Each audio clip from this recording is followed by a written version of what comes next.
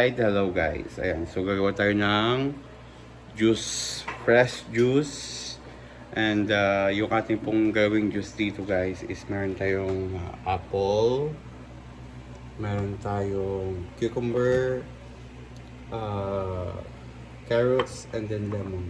And of course, yung carrots na to, manamis-tamis yan. Plus, dagdagan natin ng mansanas para at least, di ba guys, manamis-namis. Yan. So, gagawa tayo ng juice for healthy living. Para kahit paano kasi may mapasukan ng katawan natin ng fresh juice ng mga idol. So, syempre, magagawa tayo ng juice. Lapit natin sa camera para makita nyo. I-slice mo lang yung i-slice mo lang yung mga mansanas mo. So, yung ating gawing juice guys, tabi ko lang para makita nyo yung pagka-slice natin. Fresh juice tayo. Slice ko muna itong mga mansanas. Sa mansanas, syempre tanggalin nyo yung buto para amazing. Sabi nila, poison daw yan. Ito ba mga idol? Shout out po pala kay Janet, kay Julie Poblacion, kay Basil Solano Poblacion, sa mga Peralta family, shout out. Shout out sa mga friend kong mga hindi ka sure, gano'n. Siyempre, by the way, yung juicer natin guys, ito siya. Ito yung ating juicer. Ayan. So, dito mo lang ilalagay yung mansanas. So, kailangan dito sa juicer natin mga idol, kasya siya dito sa butas. Ayan. Lagyan natin sample. Lapit ko lang yung camera guys para perfect. Kita nyo ba? Sensya na kayo kasi yung camera man ko absent. So, gagawin mo lang, pwede mo lang to. Mag-juice tayo. Siguro, asan ko tayo? Pidin mo lang to guys. Ayan. Pwede mo lang pag-juice. Kaya mag-camera girl, pwede ko pa. Lapit natin ng konti. Lagyan mo lang dito sa pinaka butas ng ating juicer para makita mo talaga yung ganda. Yan. Press mo lang ng konti. Tignan mo naman yung katas ng ng mansanas guys. Walang halong preservatives, walang halong additives. Fresh juice of mansanas or apple. Ganyan. I-egg lang natin. Pasensya na kung guys sa boses ko sa panalita ko kasi may singaw yung labi ko. Medyo hirap ako magsalita guys. Step by step, procedure. At saka yung sapal guys, tignan mo ito. Yung sapal, alam. Nakuhulog dyan. So talagang balat lang talaga. Kasi sa kay. Saka tignan mo yung juice natin. Ang dami ng katas sa loob. Apple. Samahan mo lang yung carrots ng mamaya. Plus, food plus ito. So, yun. Guys, kita nyo naman yung juice ng mansanas. Sobrang ganda. Oo. Para healthy yung pag may time.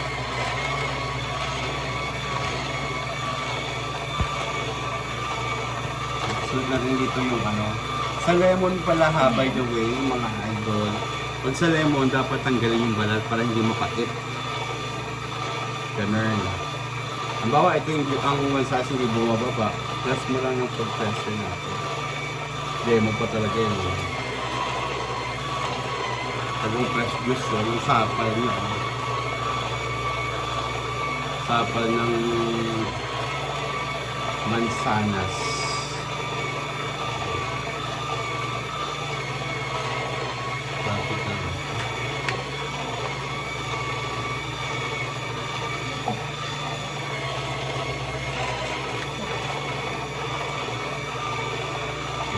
Gusto yung mansanas, ang next natin mga idol, yung ating carrots.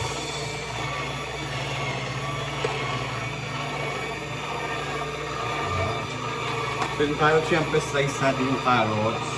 Lakas siya dito mismo sa ating pinaka-user.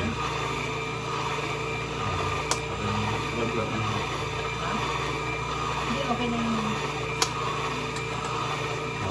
Sige mo lang yung carrots. Ayan. Wow! Stop na ito guys. Vitamins, minerals, fiber. Yung sapal nito pwede yung itapon, pwede lang hindi. Pwede mo gawin lumpiang Shanghai. Kasi yung sapal gulay pa rin naman ito.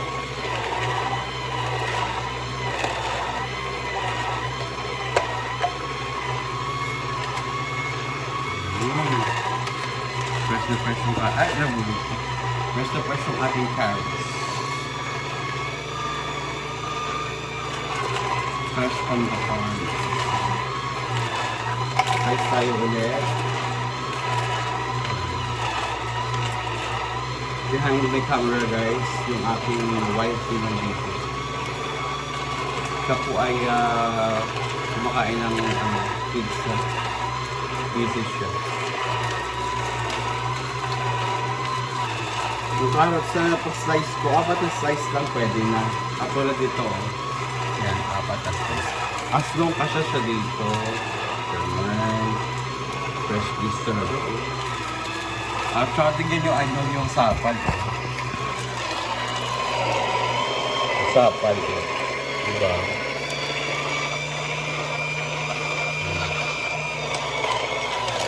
Grabe. Fresh blister na ba siya guys? Yun yung camera, no?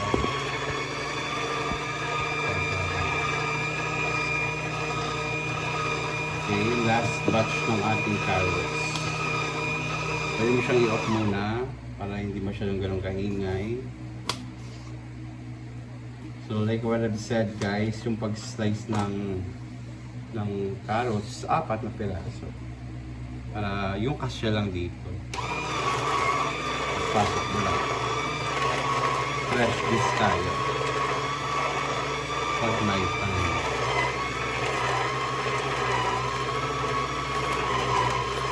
Baka makita mo yung sapal guys. Wow, grabe. Tuyong-tuyo. Pwede mo siyang patabas sa mga halaman kung gusto mo.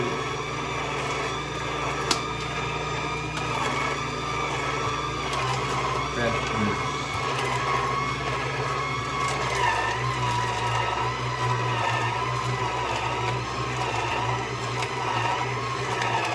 Wow.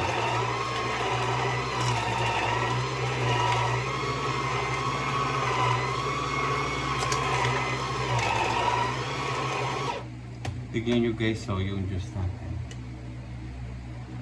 Wow, fresh na fresh.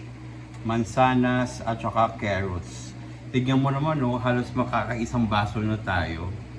'Di ba? Ganun ka-fresh yung ating juice for today's video. Then, cucumber.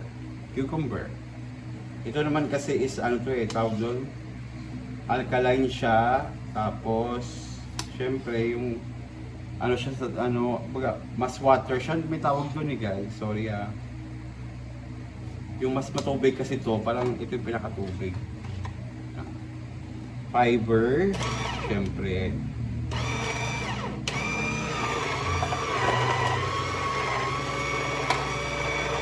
Itong sapal na to, pwede mo itong gawing lumpiang Shanghai.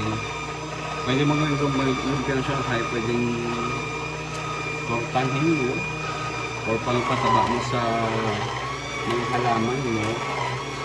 Pwede.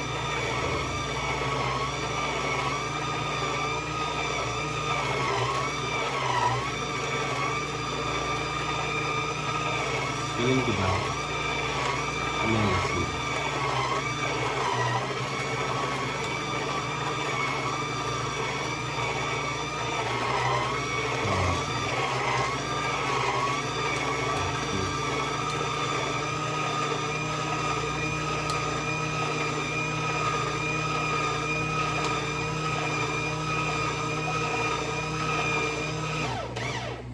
Guys, naka isang baso na tayo ng juice. Maglalagay po ako ng isang pang baso. Okay. Yarn. So, another batch. Akin na muna. Para ano. Ay, yung isa. Para yung kasya. Akin na muna. Yan. So, naka-isang baso na tayo ng juice. Grabe. Fresh na fresh yung ating juice. Fresh from the farm, sabi nga.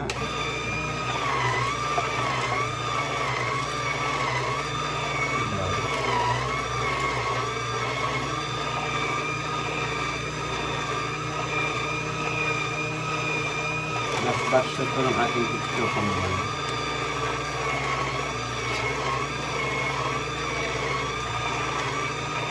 Alam niyo pag nakainom kayo ng fresh juice, idol, talagang nakaka-refresh po siya. Nakaka-refresh.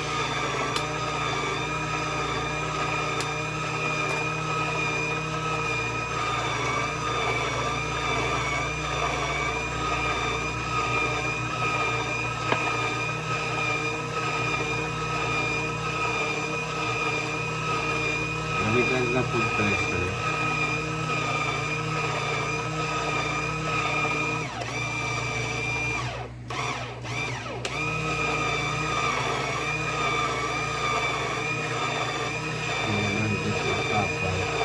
Nakasang baso na tayo nito.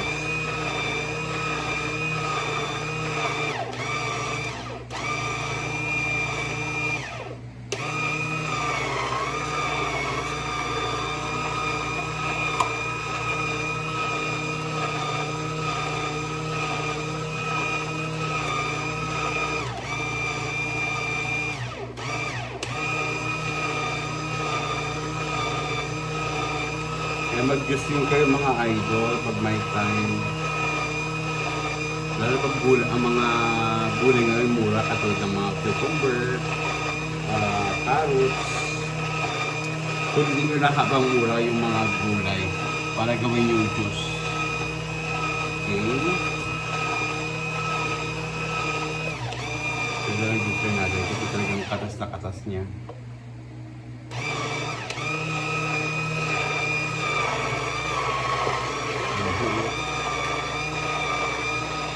Ito yung guys yung katas ng ano, cucumber. Wow. Katas mismo ng cucumber.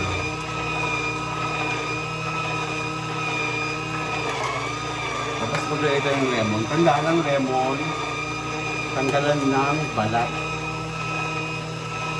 Tanggalan ng balat para hindi mapait ang juice. Kasi ang nagpapait yan yung balat eh. Kaya kailangan balatan mo lang, tanggalan mo lang guys. Hindi nakikita no, ipaplex ko na lang. Kasi medyo malayo yung camera natin guys. Wait lang po Yan, so katulad dito ang mga idol. Yan, wala siyang balat. Tapos ilagay natin. Kahit may buto okay lang. Kasi maano siya.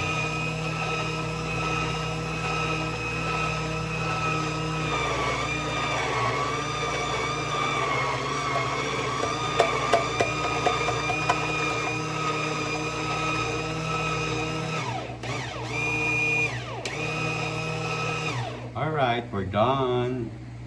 So ito na yung ating juice guys. Ayan, i-mix natin together para halo yung pepino, yung apple, at saka yung ating cucumber. Sige, isa mo na. Isa mo na lang after. Ayan, so ito na siya.